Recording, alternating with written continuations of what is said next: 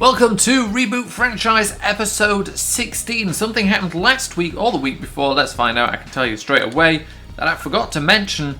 We take a look here at the weekly awards and we go to week 11, week 10. In week 10, Hunter Washington became AFC Defensive Player of the Week with 11 tackles, 3 sacks, and a forced fumble. And with that, he also moves into the top spot for Offensive Rookie of the Year. That would be really impressive. For Defensive Rookie of the Year. So right now, Trayvon Bromley is the favorite for offensive, and Hunter Washington is the favorite for Defensive Rookie of the Year. We've got a chance to get both of them that award. Both of them could use it. I mean, Hunter Washington already very good in terms of stats, but of course that kind of XP would really help him.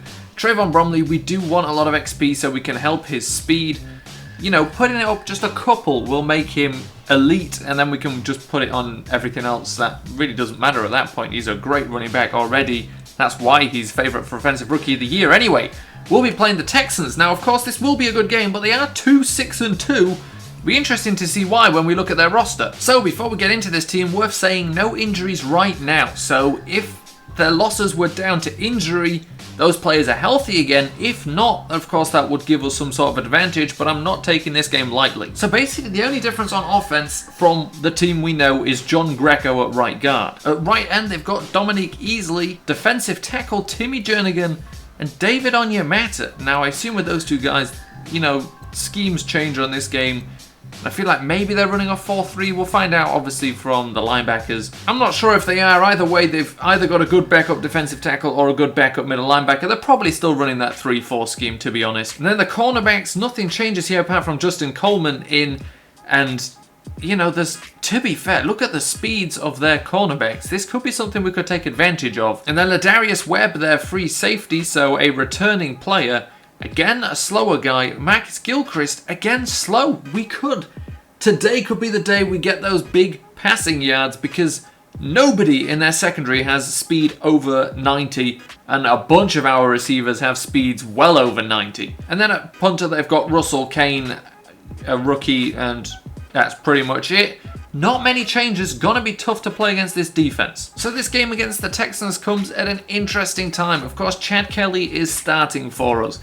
They have a strong defensive line and linebackers. Running is going to be tough. However, passing we could have a chance with. We're not gonna have a lot of time, but if our guys can get away from them quickly, we've got a chance. So here we go, playing the Houston Texans. It's going to be a big game here. We know all about their defense, and they start, of course, on offense, as most teams tend to against us. And they tried to run around the outside there, but Eric Murray was in for the tackle. On 3rd and 13, Deshaun Watson tries to run for it, breaks a tackle, but Eric Murray again is there. Murray largely responsible for getting him off the field that quickly, and a completion there to Kevon Flowers, who breaks the first tackle on 2nd and 14, picks up the first down, and then we run with Trayvon Bromley, who goes for a first down, and now we've got a little bit of momentum here. 2nd and 8, it's another completion to Juju Smith-Schuster on the sideline, taken down at the 2-yard line, but on 3rd and goal, we cannot get it in. We get the completion there to Juju Smith-Schuster, but it's not good enough. 2nd and 7, and pressure coming in, but they've got the completion, but luckily, Lamar Miller stumbling there slows them down and stops them getting the first down, but 2nd and 6, Lamar Miller breaking tackles. We now know that we have to look out for Lamar Miller in this game. The offense is running through him. He is the support system for the still young quarterback, Deshaun Watson. On 1st and 15, he had all day to stand in the pocket. Hunter Washington couldn't get the tackle, and then he completes the pass inside the 10. 3rd and goal, we've got to stop him getting in the end zone, but we do not. He completes the pass to CJ Fedorowicz for the touchdown. So now we're down 7-3, and it's about to extend the lead there with an interception from Chad Kelly, a pick 6. He just loves to throw them. It's why he wears the number 6 on his shirt. 2nd and 8 now, trying to run away from this trouble, and he gets away from the first guy. Cannot get away from a second sliding defender. 2nd and 11 now, dropping back for this screen here, and Tariq Cohen does a good job to get away from one, spins away from the other. It's then tackled by Brian Cushing out of bounds. 3rd and 4, Chad Kelly rolling to the right, looking for a pass. He's going to tuck it and run for it himself, though, and gets taken down at the 2-yard line. Just a few seconds left in this first half. Trying to end it with a touchdown. We can't do it, so we have to settle for a field goal. And now in the second half, Chad Kelly throwing there for Juju Smith-Schuster, a big completion down the field. 2nd and 9, and he is sacked. Couldn't find anybody in time. Pressure was too much. And on 3rd and 16, again sacked, and he couldn't again find anybody open. But now Justin Tucker goes for the new record of a 65-yard field goal. That is an NFL record that he has just set with that field goal. 1st and 10 for the Texans. Lamar Miller running again. We said we had to look out for this guy, and he is proving that right now. 2nd and 9, and they're looking for a screen here to Miller again, and just making the tackle there is Lorenzo Doss. 3rd and 2. Now Watson rolling to the right, finding his man wide open, and they've got themselves another touchdown. Score 21-9. Trayvon Bromley now trying to find space, running. We're not going to give up on this running game just because we're behind. Now we're looking at the screen game again. Tariq Cohen letting those blocks be set up, and now Tariq Cohen off at the sideline, tries to juke one guy but steps out of bounds doing it, and then we hand the ball off to Trayvon Bromley at the 7-yard line. He takes it down to the 2-yard line, fighting for those yards, and on 2nd and goal, Tariq Cohen gets himself into the end zone. 2nd and 4 now for the Texans, and it's a sack. The defense stepping up. We need to get the ball back. We've got a chance to get the lead here if we get the ball off them, and on 3rd and 11 we had the chance, but Deshaun Watson running away, then completing the pass, and a 3rd and 11 turns into a big completion for them. 3rd and 10 now at the 19-yard line, and we do stop them here, but of course now they're just trying to run out the clock, and the 24-16 lead may be too much, and on 4th and 16 just trying to push the ball downfield, and it's another interception again to Marcus Gilchrist. This time at least he is tackled and doesn't make it into the end zone. And then the Texans from that, Lamar Miller into the end zone for another touchdown. Then he went up to 38-16. Now the backup just in here, closing out the game, going deep for Jeff Janis, actually out of bounds. Looked like it was a touchdown, it wasn't, and we lose a tough game there we shouldn't have lost. So that game didn't go to plan. And I think part of it was down to the fact, Deshaun Watson had 93.3% completion percentage, but also plenty of other problems, mainly at our quarterback position. Not to put the blame on them, but Chad Kelly loves to throw pick sixes, that's for sure. 55% completion percentage. Cooper Nolan went in the end. His first play was an interception, but he was in a sticky situation, to be fair. Trayvon Bromley did okay today, but, didn't do that much. Everybody did okay, running backs wise, and didn't do that much. Receiving, Tariq Cohen tried, Juju Smith-Schuster tried, Kevon Flowers had a couple of plays, DeMarcus Parker had a couple of plays, but not much going on. Defensively, I don't think we were good enough whatsoever. Yes, of course, Deshaun Watson was being deadly accurate, but, then we've got to make the plays in the running game, or, stop some of those passes being completions, but we didn't do that, and our top tacklers are the 2 safeties, and that's never a good sign. Sacks, we got 1. We need pressure, 1 sack. We got some more pressure plays that, resulted in incompletions and stuff, but that's not good enough. No interceptions, no forced fumbles. I'm not saying those things are easy to get, but we know the recipe. A turnover, and we can probably win the game here. So a game we definitely should have won. How can we give a 2-win team their 3rd win of the season? That is embarrassing. We're now 5-6, behind 500 again, so we've got to make up for that. But let's scout some college players, and I've been thinking about it recently. With the amount of first-round picks we've got, it's about time we really start finding people. And, there's a bunch of people, but there's no one here really in the first round where I've gone, oh yeah, this is the one. Now, there's some guys here. I'm just hoping we find, that one stud at some point. And right now we haven't found him. But that said, to be fair, I do think Philip Vanderjagt is going to be very good. Hopefully, maybe some good news comes out about him and he will be extremely good. Hopefully no negative news. That's definitely someone to watch. Because, that B+ throw accuracy short means he could have B+ medium, B+ long, B medium long, and that will make him a very good quarterback. So, not much showing up right now, but some decent looking middle linebackers. Of course, we don't need one, but we've got a lot of first round picks, and of course, we will take a good one. And I'm interested in Jaleel King here, starting off good, of course, with the A- hit power, but Rashad Bass looking good as well. We'll always be happy to take an Alabama player, but that's pretty much everything that's showed up right now.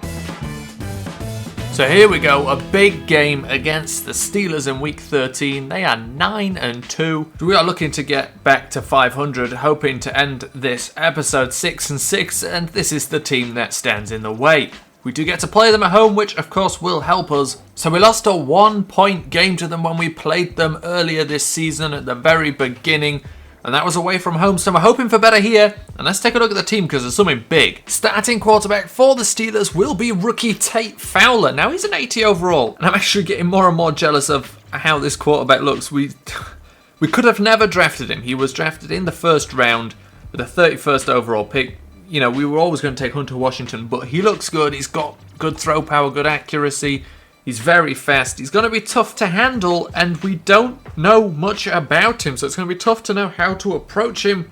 But of course, we can expect him to move around because that's what Big Ben does well as well. Now, of course, he brings a little bit more speed to the equation than Ben Roethlisberger, but we'll have to see how this goes. This is our chance to take a win here, but it's not going to make it significantly easier. He's still got a great supporting cast, and he's not bad at all. So right now, as it stands, we are actually technically in the playoff hunt at 5 and 6. Not very likely though, but if we get a victory here against the Steelers, who knows what could happen if everything else goes our way with results around the league. And a completion there starts off the day for the Steelers and their rookie quarterback Fowler. And we've got him on 3rd and 4 here, chance to get him off the field, but the completion there gets him another first down, 25-yard line. Now going to run the ball again. Right now, Le'Veon Bell is injured, 1st and 10, 25-yard line. So much time for Fowler. He can just stand there, wait for somebody to get open, and eventually somebody will, of course, get open for the touchdown. So we're down 7-0 to start this game. Trayvon Bromley looking for some yards here early on, and he's getting them, grinding them out on 3rd and 14 now. It's down to Chad Kelly, and he lofts one up there for Parker. Got hit as he threw it, but put it perfectly exactly where it needed to be. 3rd and 4. Throwing again, and he gets Kevon Flowers. Right now, starting this game pretty well for Chad Kelly. 1st and 10, handoff to Trayvon Bromley, who's fighting through contact, and he gets into the end zone, weaving through defenders, fighting through the final defender there and getting into the end zone for a touchdown. So the score tied at 7 apiece right now. Le'Veon Bell still injured and probably will be for the rest of the game. And on 3rd and 12, they go for a short pass there that of course didn't work out. They punt us to the 5-yard line, but Chad Kelly going to Parker again, and a great reception there. 2nd and 11 now. Chad Kelly going to another receiver. This time it's Juju Smith-Schuster for the first time. And now 3rd and 11, lofting one over the middle, and that was probably trying a little bit too much, a bit too much confidence there, and he throws an interception. But until then has been playing well. Fowler now back with the ball, 1st and 10, throwing it into the end zone, but Eric Murray with the interception there, and he takes it out of the end zone. He's got to get over the 20-yard line, which he does. He's tackled now at the 26-yard line. A great interception, managed to get his head around and just gets the ball before the receiver has a chance. Got the momentum going the right way. Now 1st and 10, 27-yard line. Chad Kelly in trouble and is sacked. Had no chance there. 2nd and 20 now, and he's throwing back to Parker again. Another tight spot, but he squeezes it in. Parker becoming a big target for him in this game, and now Trayvon Bromley with the reception, getting the first down. 2nd and 7. Chad Kelly looking to throw again, this time lofting one for Juju Smith-Schuster. He's getting these tight windows, and he's putting the ball exactly where it needs to be. Look at that, it's about one hand away from the defender, but Juju Smith-Schuster makes the catch, gets the reception, gets the first down. 2nd and 9 now from the 10-yard line, and Chad Kelly is hit, fumbles the ball. The Steelers recover, so we get absolutely nothing from that possession. The Steelers have it back, 1st and 10 at the 38-yard line, and again Fowler has too much time in the pocket here. Of course he's going to find his receiver, who gets over the 30-yard line, finally tackled by Murray. 1st and 10 now at the 28-yard line, and the pressure is there this time, and Xavier Gooden comes in with a sack. On 3rd and 8, another sack. Now the pressure is coming. Hunter Washington bringing it. The two middle linebackers bringing the pressure when the outside linebackers won't. And on 2nd and 1, it's a completion here to Trayvon Bromley, who is tackled just before the 50-yard line. 1st and 10 at the 38 now. Chad Kelly is moving around. He's got an open receiver, and he is able to hit him there. Gets the first down just inside the 5-yard line. 2nd and goal at the 5, and it's a quick pass into his favorite target, Parker. Puts it perfectly where it needed to be, and Parker has himself a touchdown. So the score now 14-13. We lead the game in the 4th quarter, but Antonio Brown breaking tackles, spinning around guys, and he is off to the races. Terrence Brooks is going to try and catch him, and Terrence Brooks does manage to catch him at the 4-yard line. On a 2nd and goal, we've got to keep him out of the end zone here, and we've still got a chance of keeping the lead. Well, not a chance of keeping the lead, but a much better chance of getting the lead back with just a field goal. But they get the touchdown, they get the 2-point conversion, and now we're an entire touchdown behind, 7 points. But a lofted pass there, a long pass there to Tariq Cohen over the defender. Tariq Cohen had him beat and is in for the touchdown. A great game Chad Kelly is having right now. And on 3rd and 1, Tim Williams with the stop, forcing the Steelers to punt. 3 minutes left in the final quarter of this game. And a huge face mask there on Juju Smith-Schuster, but we weren't able to turn it into anything more than just punting the ball away a bit later. And the Steelers have the ball, less than 2 minutes left in this game. 3rd and 22, a huge down right now, and another sack. Fowler takes a huge sack, loses a bunch of yards. We've got 30 seconds in this game to get into field goal range. That's what we're going to need. We have to take a timeout there. 1st and 10 now from the 39-yard line. It's another completion to Jeff Janis. He's out of bounds. 2nd and 6, and it's looking again towards sideline. We got the completion to Judas Smith-Schuster, but we ran out of time. We didn't have a timeout to take, and we rushed back to the line to spike it. It wasn't good enough. So the Steelers in overtime managed to win the toss, get the ball, but we've got them on 3rd and 11 here. A chance to get them off the field. Of course, you don't want to lose a possession here, but that's exactly what happens when Marlon Humphrey gets this interception. We could have just broken the pass up, but the interception, of course, does so much more for us. And we have the ball now at the 48-yard line, 3rd and 11. And somehow he squeezed that one in. Chad Kelly is squeezing these balls into the tightest gaps, but misses a wide open Kevon Flowers. And now the field goal to win the game is good. So that game out of the way, we are 6 and 6. One player has regressed. That'll be poor old Trayvon Bromley, I reckon, because of that. Oh, no, it's Chad Kelly in injury because he's sacked 4 times. Yeah, I'm not surprised. He got hit a lot in that game. That is it. That is it. Done. We're still 500. If we can keep this going, I'll be happy for this season. You know, after this one, when we drafted more players, no excuses for being 500. But right now, 500 will do us. You know, 7 and 9 really was maybe what I'm hoping to finish at. I don't think playoffs not really that likely unless the rest of the AFC is doing terribly. But let's just try and get 500 this season. That was a good game. It showed us a lot. And, you know, I'm looking forward to seeing what Chad Kelly does with his opportunities for the next 2 games.